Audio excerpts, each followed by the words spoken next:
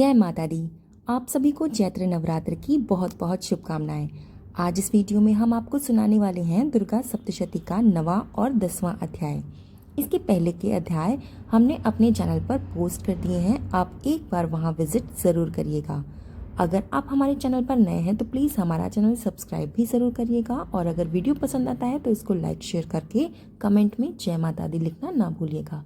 तो चलिए शुरू करते हैं दुर्गा सप्तशती का 9वां अध्याय, जिसमें निशुंभ के वध का वर्णन किया गया है। राजा ने कहा कि हे ऋषिराज, आपने रक्त बीज के वध से संबंध रखने वाला वृत्तांत मुझे सुनाया।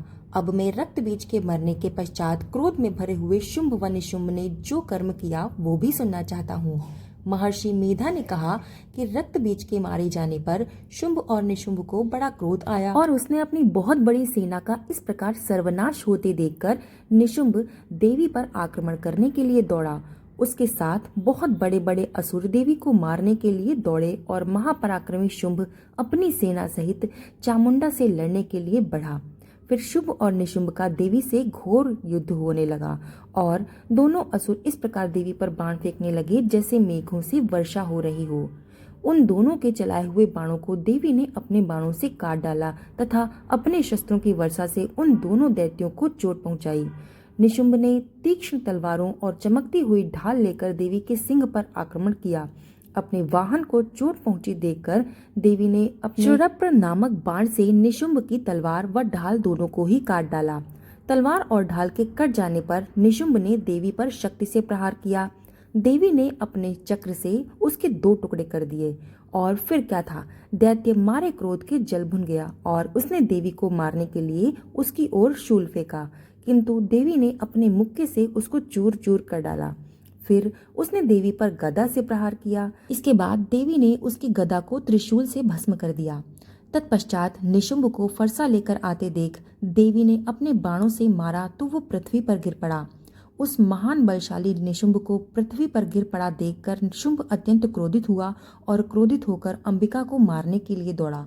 वो रथ में बैठा हुआ उत्तम आयुधों से सुशोभित अपनी 8 बड़ी बड़ी भुजाओं से सारे आकाश को ढके हुए था। शुंभ को आते देखकर देवी ने अपना शंख बजाया और धनुष की टंकोर का भी अत्यंत दुस्साह शब्द किया। साथ ही अपने घंटे के शब्द से जो संपूर्ण दैत्य सेना के तेज को नष्ट करने वाला था, संपूर्ण दिशाओं में व्याप्त कर दिया। इसके पश्चात देवी के सिंह ने भी अपनी दहाड़ से, जिसे सुन बड़े बड़े बलवानों का मद चूर हो जाता था, आकाश, पृथ्वी और 10 दिशाओं को पूरित कर दिया। फिर आकाश में उछलकर काली ने अपने दांतों तथा हाथों को पृथ्वी पर पटका। उसके ऐसा करने से ऐसा शब्द हुआ जिससे कि उसके सारे पहले के शब्द शांत हो गए।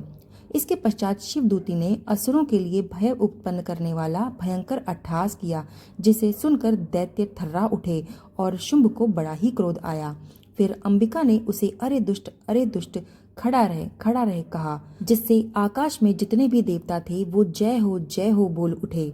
शुंभ ने वहां आकर ज्वालाओं से युक्त एक अत्यंत भयंकर शक्ति छोड़ी, जिसे आते देखकर अंबिका ने भी अपनी महोल्का नामक शक्ति से उसे भी काट डाला। हे राजन, फिर शुंभ के सिंहनाद से तीनों लोक व्याप्त हो गए और उसकी प्रतिध्वनि से ऐसा घोर शब्द हुआ जिसने इसके पहले के सारे शब्दों को जीत लिया। शुंभ के छोड़े हुए बाणों को देवी ने और देवी के छोड़े हुए बाणों को शुंभ ने अपने बाणों से काटकर सैकड़ों हजारों टुकड़ों में परिवर्तित कर दिया। इसके पश्चात जब चंडिका ने क्रोध में भरकर शुंभ को त्रिशूल से मारा तो वो मूर्छित होकर पृथ्वी पर गिर पड़ा। इतने में ही निशुंभ की मूर्छा दूर हो गई तो वो धनुष लेकर आया और अपने बाणों से उसने देवी, काली तथा सिंह को घायल कर दिया।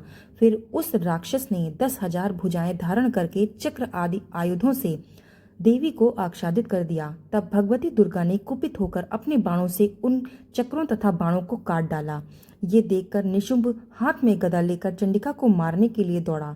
उसको आते ही देवी ने तीक्ष्ण धार वाले खड्ग से उसकी गदा को काट डाला। फिर उसने त्रिशूल हाथ में लिया। देवताओं को दुखी करने वाले निशुंभ त्रिशूल हाथ में लिए हुए आता देखकर चंडिका ने अपने शूल से उसकी छाती पर प्रहार किया और उसकी छाती को चीर कर डाला। त्रिशूल से विदीर्ण हो जाने पर उसकी छाती में से एक उस जैसा ही महान पराक्रमी दैत्य ठहर जा कहता हुआ निकला। फिर उसको आता देखकर देवी ने बड़े जोर से ठहाका लगाया। अभी वो निकलने भी ना पाया था कि उसका सिर अपनी तलवार से देवी ने काट डाला। सिर के कट जाने के साथ ही वो पृथ्वी पर गिर पड़ा।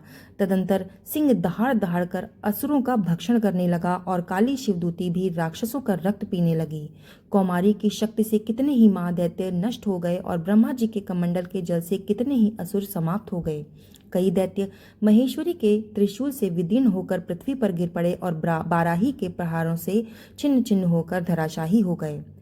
वैष्णवी ने भी अपने चक्र से बड़े बड़े महान पराक्रमी का कचूमर निकालकर उन्हें यमलोक भेज दिया और ऐन्द्री से कितने ही महाबली राक्षस के टुकड़े टुकड़े हो गए।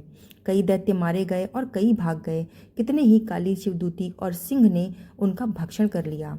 यहाँ पे 9वां अध्याय समाप्त होता है। बोलो माँ काली की जय। अब सुनते हैं 10वां अध्याय, जिसमें शुंभ के वध का वर्णन किया गया है। महर्षि मेधा ने कहा कि हे राजन, अपने प्यारे भाई को मरा हुआ देखकर तथा सारी सेना को नष्ट हुआ देखकर क्रोध में भरकर दैत्यराज शुंभ कहने लगा कि अरे दुर्गे, तू अहंकार से गर्व मत कर, क्योंकि तू दूसरे के बल पर लड़ रही है। देवी ने कहा कि हे दुष्ट, देख मैं तो अकेली ही हूँ। इस संसार में मेरे सिवा दूसरा कौन है? ये सब मेरी ही शक्तियाँ हैं। देख, अब ये सारी शक्तियां मुझ में प्रविष्ट हो रही हैं। इसके पश्चात ब्राह्मणी आदि सब देवियां उस देवी के शरीर में लीन हो गईं और देवी अकेली रह गई। तब देवी ने कहा कि मैं अपने ऐश्वर्य शक्ति से अनेकों रूपों में यहाँ उपस्थित हुई थी। उन सब रूपों को मैंने अपने में समेट लिया है। अब मैं यहाँ अकेली खड़ी हूँ, तुम भी यहीं ठहरो। महर्षि मेधा ने कहा कि तब देवताओं तथा राक्षसों के देखते ही देखते देवी तथा शुंभ में भयंकर युद्ध होने लगा। अंबिका देवी ने सैकड़ों अस्त्र शस्त्र छोड़े। उधर दैत्यराज ने भी भयंकर अस्त्रों शस्त्रों का प्रहार आरंभ कर दिया।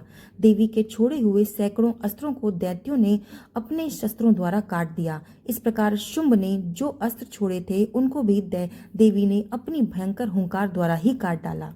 दैत्य ने जब सैकड़ों बाण छोड़कर देवी को ढक दिया तो मारे क्रोध में भरकर देवी ने अपने बाणों से उसका धनुष नष्ट कर डाला। धनुष के नष्ट हो जाने पर दैत्येंद्र ने शक्ति चलाई, लेकिन देवी ने उसको भी काटकर फेंक दिया। फिर दैत्येंद्र चमकती हुई ढाल लेकर देवी की ओर दौड़ा, किंतु जब वो देवी के समीप पहुंचा तो देवी ने अपने तीक्ष्ण बाणों से उसकी चमकने वाली ढाल को भी काट डाला। फिर दैत्येंद्र का घोड़ा मर गया, रथ टूट गया, सारथी मारा गया और वो भयंकर मुदगर लेकर देवी पर आक्रमण करने के लिए चला, किंतु देवी ने अपने तीक्ष्ण बाणों से उसके मुदगर को भी काट दिया। इस पर दैत्य ने क्रोध में भरकर देवी की छाती पर बड़े जोर से एक मुक्का मारा। दैत्य ने जब देवी को मुक्का मारा तो देवी ने भी उसकी छाती पर एक बड़ा जोर का थप्पड़ मारा। थप्पड़ खाकर पहले तो वो दैत्य पृथ्वी पर गिर पड़ा, किंतु तुरंत ही वो उठ खड़ा हुआ। फिर वो देवी को पकड़कर आकाश की ओर उछला और वहां जाकर दोनों में युद्ध होने लगा। वो युद्ध ऋषियों और देवताओं को आश्चर्य में डालने वाला था। देवी आकाश में दैत्य के साथ बहुत देर तक युद्ध करती रही। फिर देवी ने उसे आकाश में घुमाकर पृथ्वी पर गिरा दिया। दुरात्मा दैत्य पुनः उठकर देवी को मारने के लिए दौड़ा। तब उसको अपनी ओर आता हुआ देखकर देवी ने उसकी छाती को विदीर्ण करके उसको पृथ्वी पर पटक दिया। देवी के त्रिशूल से घायल होने पर वो दैत्य के प्राण पखेरु उड़ गए और उसके मरने पर समुद्र, द्वीप, पर्वत और पृथ्वी सब कांपने लग गए। तदंतर उस दुष्टात्मा के मर जाने पर संपूर्ण जगत प्रसन्न और स्वस्थ हो गया। आकाश निर्मल हो गया। पहले जो उत्पात सूचक मेघ और उल्कापात होते थे वे सब शांत हो गए। उसके मारे जाने पर नदियां अपने ठीक मार्ग से बहने लगीं। संपूर्ण देवताओं का हृदय भी हर्ष के साथ भर गया और गंधर्वियां सुंदर गान करने लगीं। गंधर्व बाजे बजाने लगे, अप्सराएं नाचने लगीं, पवित्र वायु बहने लगी, सूर्य की कांति स्वच्छ हो गई, यज्ञशालाओं की बुझी हुई अग्नि अपने आप प्रज्वलित हो उठी और चारों दिशाओं में शांति छा गई। यहाँ पे दुर्गा सप्तशती का 10वां अध्याय भी समाप्त होता है। तो मिलते हैं दुर्गा सप्तशती के अगले अध्याय के साथ। तब तक के लिए धन्यवाद।